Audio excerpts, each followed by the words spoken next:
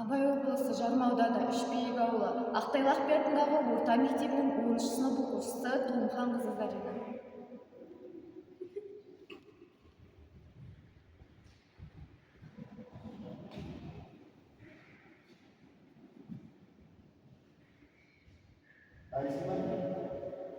Başla.